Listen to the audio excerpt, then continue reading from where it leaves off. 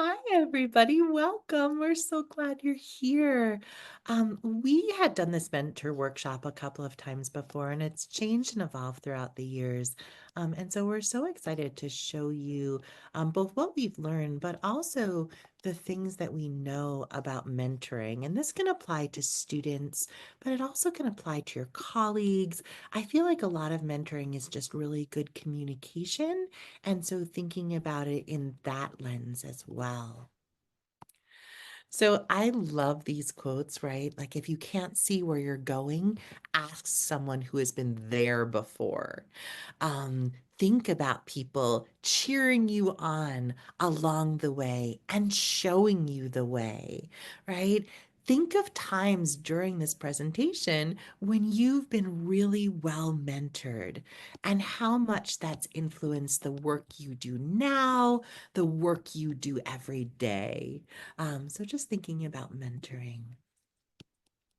So I always like to think about the roles of a mentor, right? And really, the most important role of a mentor would be to provide a listening ear, to provide support, to provide encouragement and advice when needed, right? A mentor can be your biggest cheerleader. They are people who ask open-ended questions, and they encourage their mentees to develop themselves and their skills, right?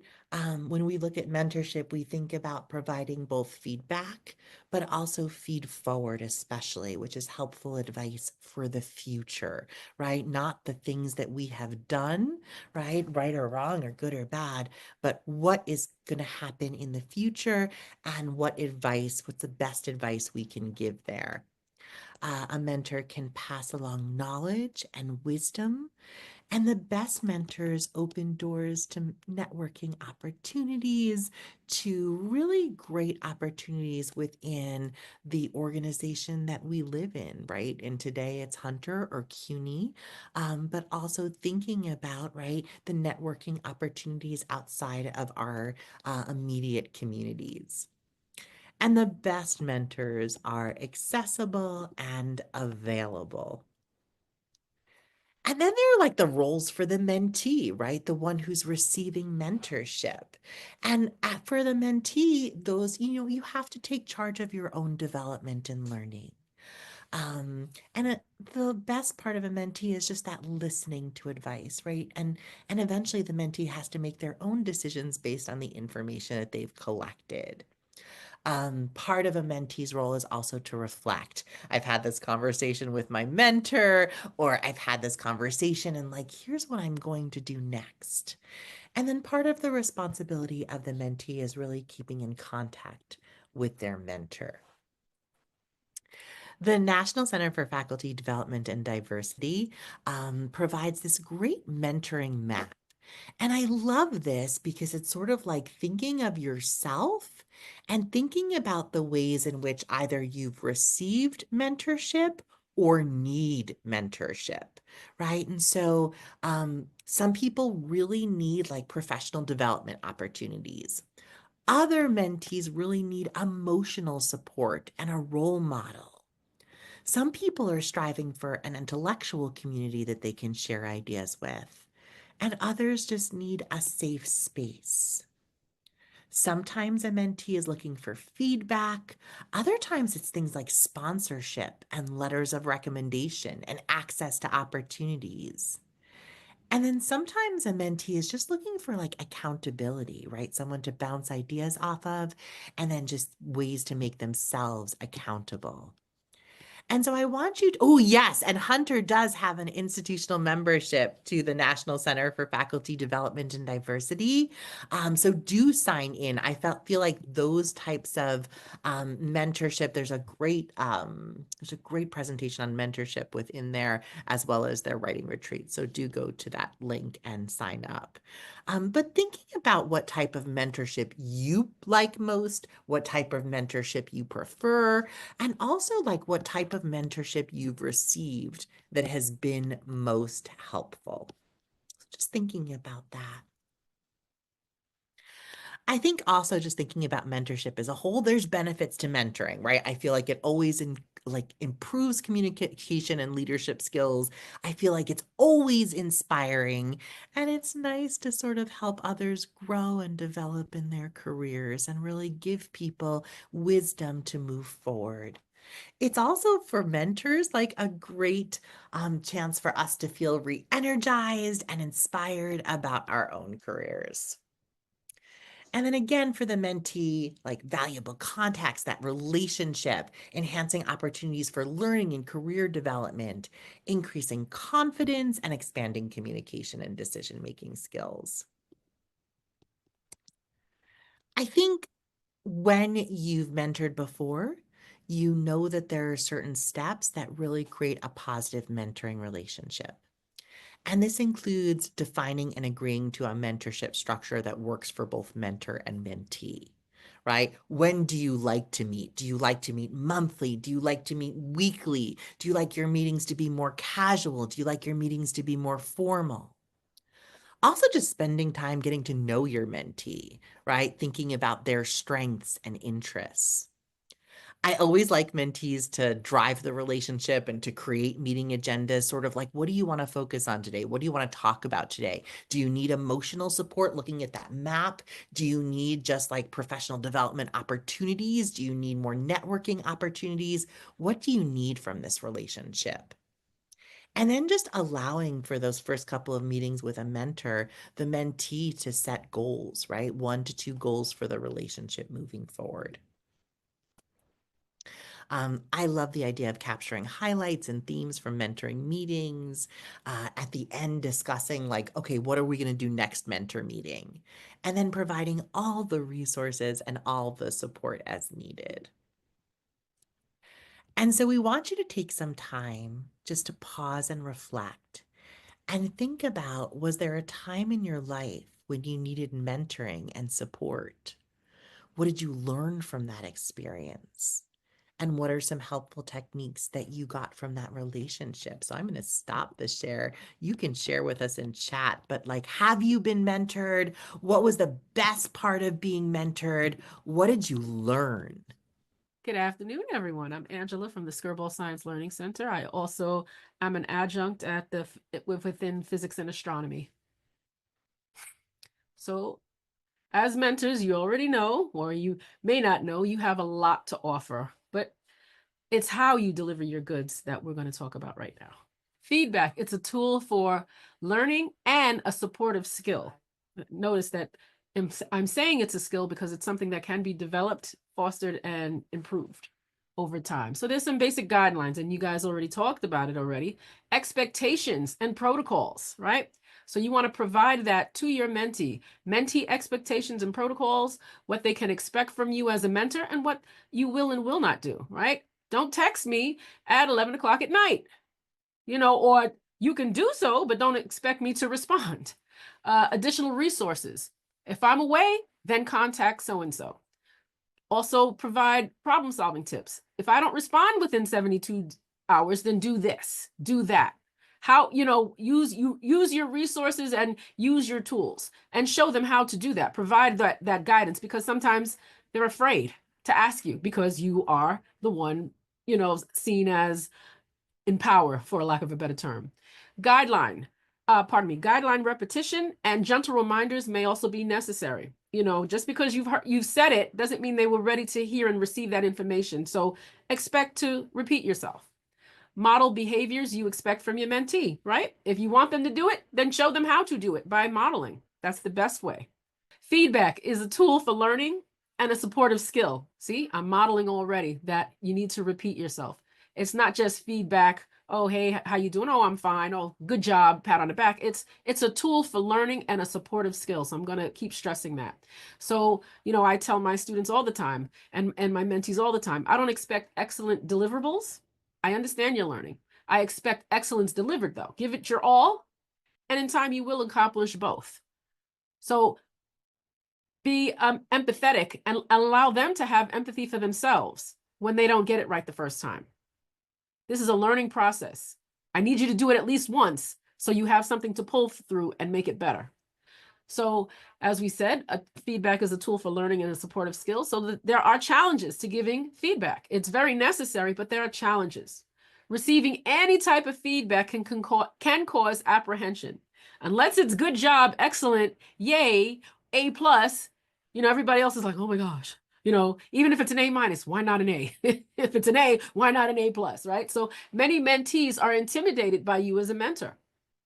So your mentee is human, and the feedback may be interpreted with their current emotions. So be mindful of that.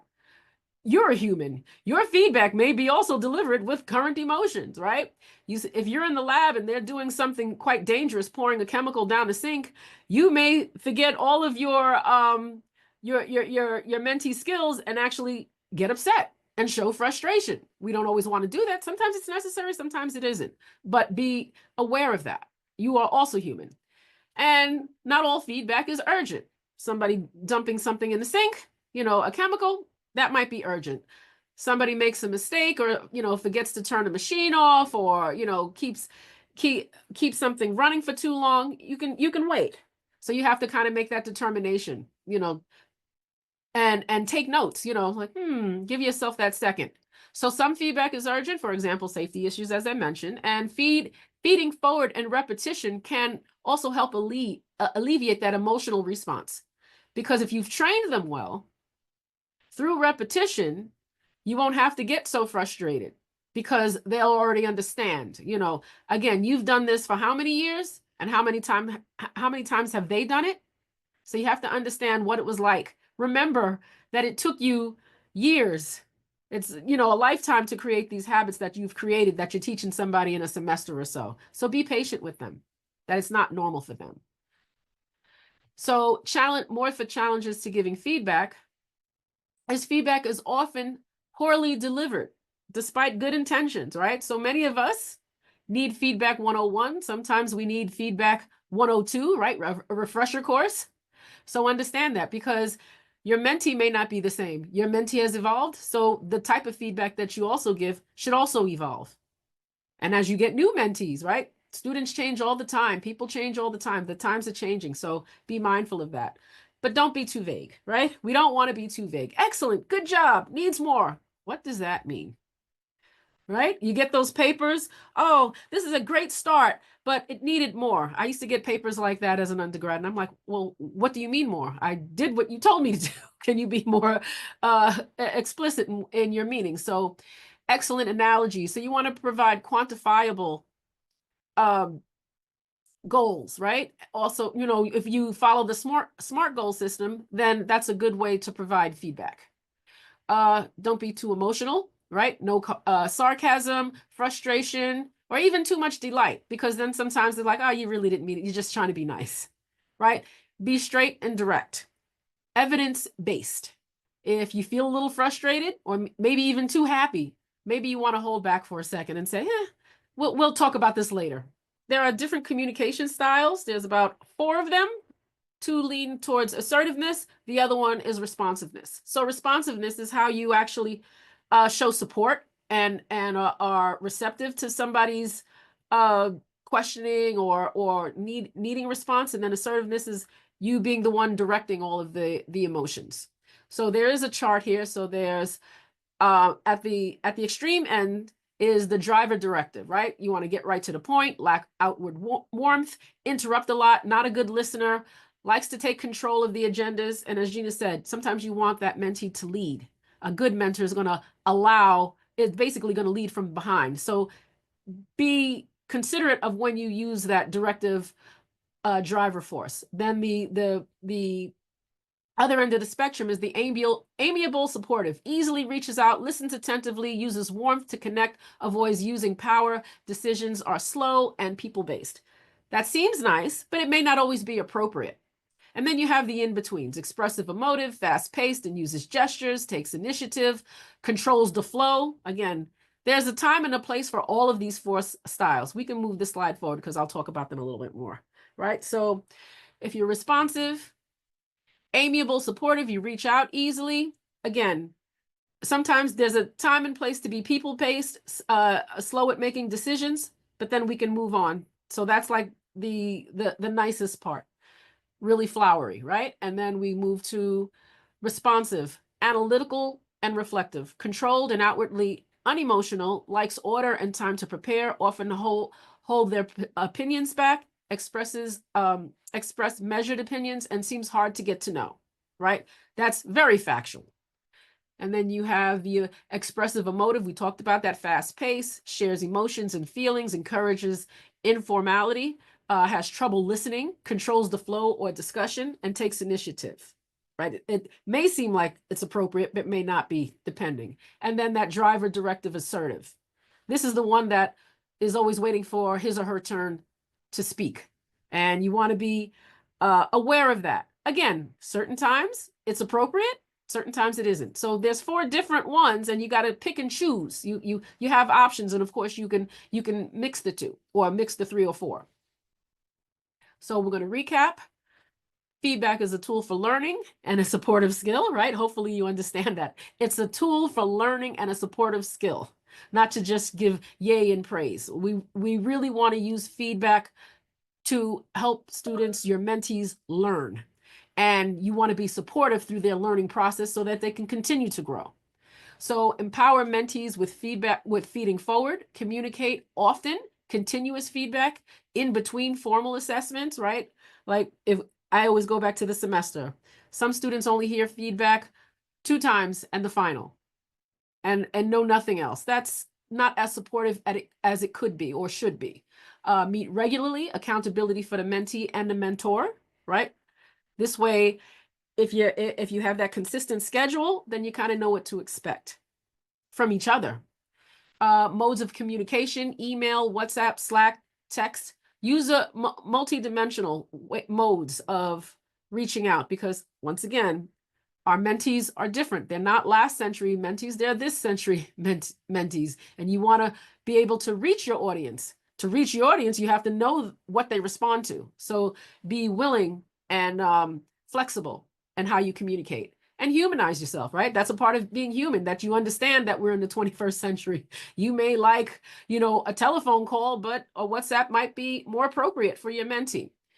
And also humanize your mentee. Be empathetic. Right? You expect them to respect your boundaries. You should also respect theirs as well. And then what is natural and normal for you may not be your mentee's habits yet. Exactly. You've been doing this for years. They just learned it a semester or maybe a year. Give them some time, be patient, and also teach them to forgive themselves when they don't get it right the first time. That's being supportive. That will help them grow. And consider how you mentor is how your mentee will be, right? Because you're also mentoring your mentee to be a mentor later on. You want them to be the expert as well. So consider what type of mentee you want to raise. Thank you, Angela. Those were great points. I was writing down some notes myself. Hi, everyone. I'm Deepsikha Chatterjee. I go by Deeps. I teach in the theater department.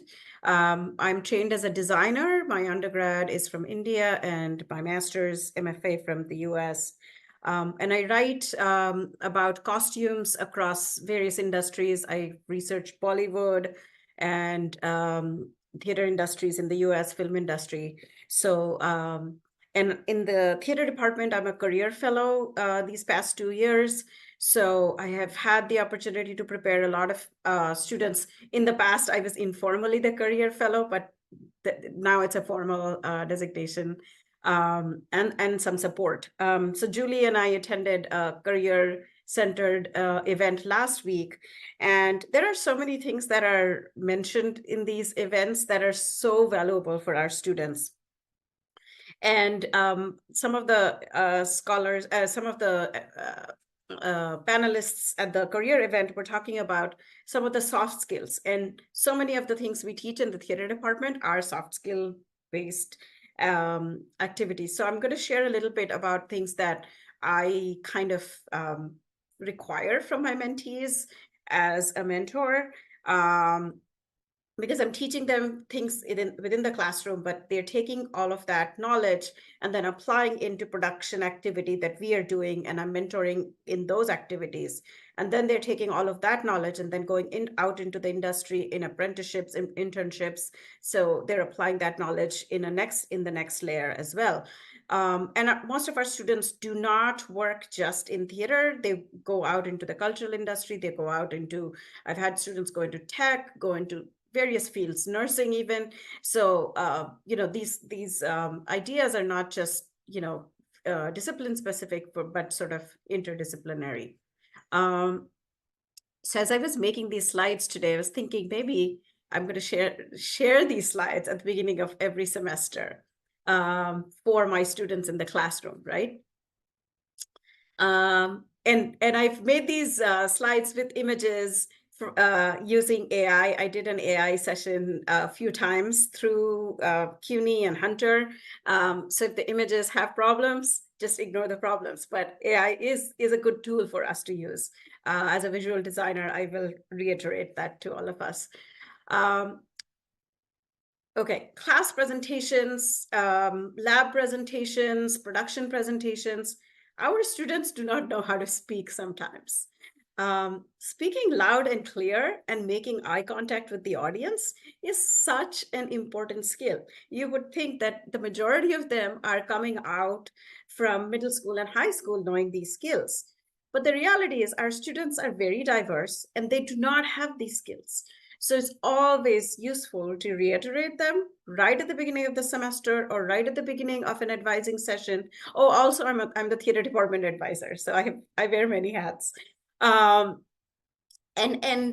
telling them that this is the expectation in the professional fields, and we expect students to be able to speak loud and clear. Your voice should be able to be heard at the end of the room, and build that skill through the semester.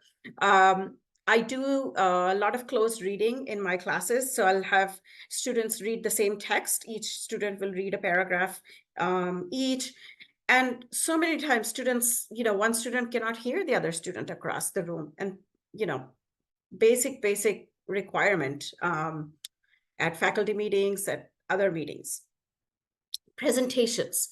A lot of my classes have presentations. A lot of our production activity have presentations. The student will come up to the front of the class or in the meeting and then start the discussion saying, I can't, I don't, I don't know, maybe I'm right. You cannot start a presentation that way, my friends. You cannot, if a peer colleague of mine does the same thing, I will tell them the same thing as well. And this is a skill I actually picked up from my mentor in grad school, Colleen Musha, Florida State University, who opened so many doors for me, best mentor I could have had in my life. And 15 years later, I went to get my PhD, and my PhD mentors were amazing, but Colleen, the way that she opened doors for me were amazing. And this was one of her requirements in the whenever doing presentations. You have to be, the world is out there to pull you down. You have to be at your surest footing when you do a presentation and when you are presenting your ideas. And this is something that I think someone else in our group was saying today. You cannot start with a negative about yourself. So one of my beloved mentor moments. Teamwork. Angela, you talk about this too. My team here in ACERT, Julie, Gina, Angela, we've done a bunch of these presentations, and I cannot emphasize this enough. Students are always frustrated about teamwork. We were talking about this in our career panel last week. Because students in our college come from in our college and our university come from different places, right? Some are international students, some are shy, some are afraid, some have social anxiety. They are all, in different places, but getting these diverse students together into teams is such an important part, and getting them to do an activity together, do multiple activities together, and forcing them, in fact, being that assertive mentor, and that Angela said, and asking them that, yes, you have to do it. This is a requirement for this class, for this project, for this production, and it's absolutely important for you to meet this goal, right? We'll get pushback, setting up those boundaries next week. I'm scaffolding this discussion today into next week. But requirements, and setting up that boundary that yes, you have to do it is important. Taking feedback. I currently have this fantastic student, a really great designer, really great creator. But when it comes to feedback, man, there's so much, so much frustration, so much negativity. And, taking feedback is such an important skill when you're doing peer reviews for journal articles, for your colleagues, for people you do not know across the world. Giving that feedback and taking that feedback is such an important aspect of growth. And that feedback, feed forward, like Angela said, like Gina said, feedback doesn't have to be negative. It can be opening doors feedback, which is feed forward. Joe Hirsch's material on feed forward is amazing. But that feedback, that feed forward, that builds that growth mindset, and it is so essential. And willingness to learn throughout your life, right? I would not have known 2 years back that AI was going to help me create this image. 2 years back, I would have probably sat and wanted to do a drawing myself right before I created this presentation. But through AI, our lives are changing. Through so many other new tools, our lives are changing, right? Angela, as you were saying, that student sending you a late night text, there's actually a tool where you can schedule send your texts, right? So our students could actually schedule send, and I didn't know this 20 years back when I was a student, but I Googled it and found this tool recently. And that's, that willingness for lifelong learning, right? And teaching our students that you have to be open to that lifelong learning. It's not, your learning doesn't just end in this classroom, end with this production, end with your 4 years at Hunter or in CUNY, or if you're a PhD or grad student, just that degree. It's throughout, right? Let's help them through our mentorship, help them build that mentality for learning forever.